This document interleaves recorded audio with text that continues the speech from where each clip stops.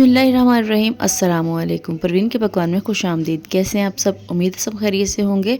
आज मैं आपके साथ आलू मटर चिकन पुलाव की जो रेसिपी शेयर करने जा रही हूँ ना, वो देखने खाने में तो जो टेस्टी है ही है, वो देखने में भी इतनी कमाल की लगती है कि अगर आप रोज़े की हालत में अपनी भूख पे कंट्रोल नहीं रख सकते हैं तो आपने ये रेसिपी अपनी गारंटी पे देखनी है, क्योंकि ये वीडियो देखने के बाद आपको बहुत ज़्यादा भूख लग जाएगी। क्योंकि ये पुलाव जो है वो खाने में तो जो टेस्टी है, देखने में भी बहुत कमाल का है और बहुत ही कम मसालों के साथ बहुत ही सिंपल तरीके से हम इसको बनाएंगे और कम टाइम में बना के तैयार करेंगे। तो जल्दी से रेसिपी को देखें।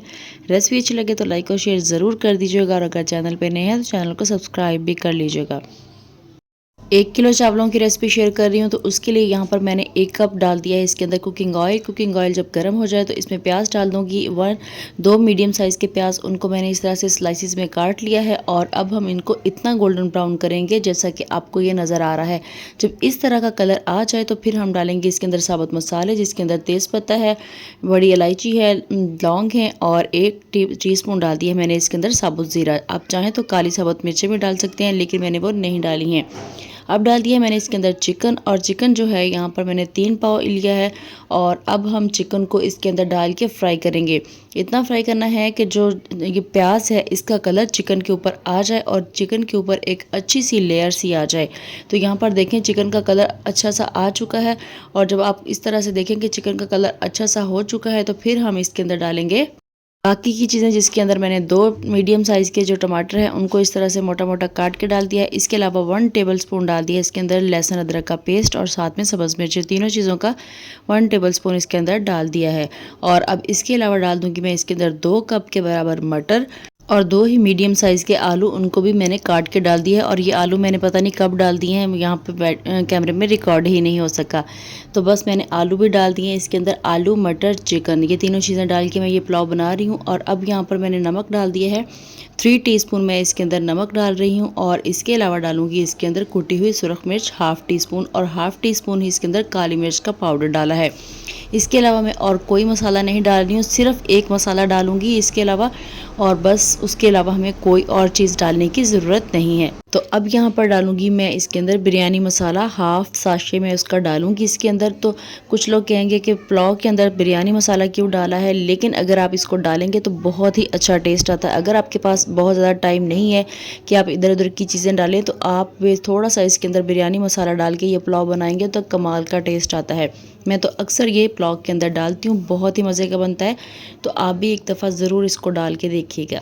कुछ घरों में तो ये बिरयानी मसाला जो है पुलाव के अंदर डाला जाता है, लेकिन कुछ घरों में नहीं डाला जाता। कहते हैं कि पुलाव और बिरयानी मसाले का आपस में कोई कम्बिनेशन नहीं है, लेकिन अगर डालें तो इसका पुलाव का बहुत ही अच्छा टेस्ट आता है। तो अब यहाँ पर मैंने जो चिकन है और साथ में जो सब्जियाँ डाली हैं उनकी भुनाई कर ली है। और जैसे ही इनकी भुनाई हो जाए तो यहाँ पर देखें कितनी ज़बरदस्त इनकी भुनाई हो चुकी है। चिकन भी भुन चुका है अच्छी तरह से और साथ में जो सब्जियाँ डाली हैं उनकी भुनाई हो चुकी है। ऑयल जो है वो सेपरेट होना शुरू हो चुका है। तो अब क्या करेंगे, हम इसके अंदर डालेंगे पानी। 2.5 ग्लास मैंने चावलों को लेके अच्छी तरह साफ़ करके उनको भिगो के रख दिया था, और वही वाला ग्लास जो है वो मैंने 4 ग्लास इसके अंदर पानी डाल दिया है।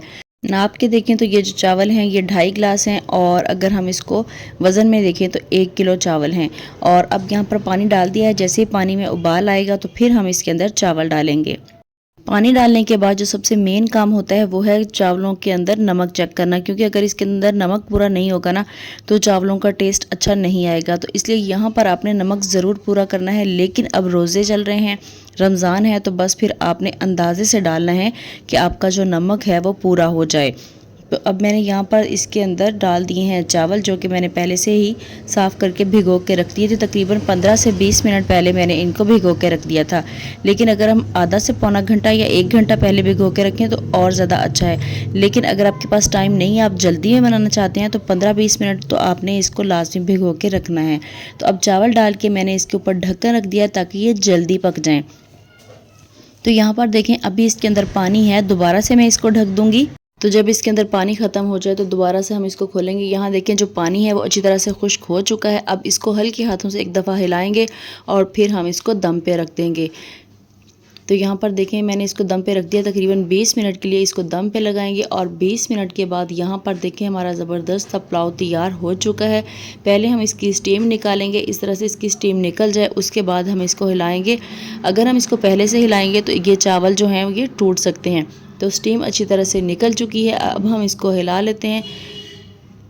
तो यहाँ देखें जी मैंने पुलाव को हिला लिया है, अच्छी तरह से मिक्स कर लिया है। और जो चावल हैं ये लंबे लंबे बने हैं इसलिए कि चावल जो हैं वो मैंने गर्म पानी में भिगो के रखे थे। अगर आप चावलों को गर्म पानी में भिगो के रखेंगे तो आपके जो चावल हैं वो बहुत ज़्यादा अच्छे वाले ना भी हों तो भी बहुत लंबे लंबे चावल बनते हैं। तो देखिए कितने लंबे चावल बने हैं। अब हम इसको डिश आउट कर लेते हैं। तो यहाँ पर देखिए मैंने इनको प्लेट में निकाल लिया है और ज़बरदस्त सा हमारा ये पुलाव तैयार हो चुका है। बहुत सिंपल, बहुत आसान तरीका है। अगर किसी ने कभी भी पुलाव नहीं बनाया, जो बिगनर्स हैं, जो अभी कुकिंग सीख रहे हैं, अगर वो भी इस रेसिपी को फॉलो करेंगे तो पहली ही दफ़ा में बहुत अच्छा पुलाव बना के तैयार कर लेंगे। तो अगर आपको ये पुलाव की रेसिपी अच्छी लगी है तो जल्दी से वीडियो को लाइक कर दें, शेयर कर दें और अगर चैनल पे नए हैं तो चैनल को सब्सक्राइब भी कर लें। इसके अलावा बेल आइकन को ज़रूर प्रेस करें ताकि मेरी आने वाली तमाम वीडियोज़ आप तक पहुँचती रहें। इसी के साथ परवीन के पकवान को दीजिए इजाज़त। अल्लाह हाफिज़।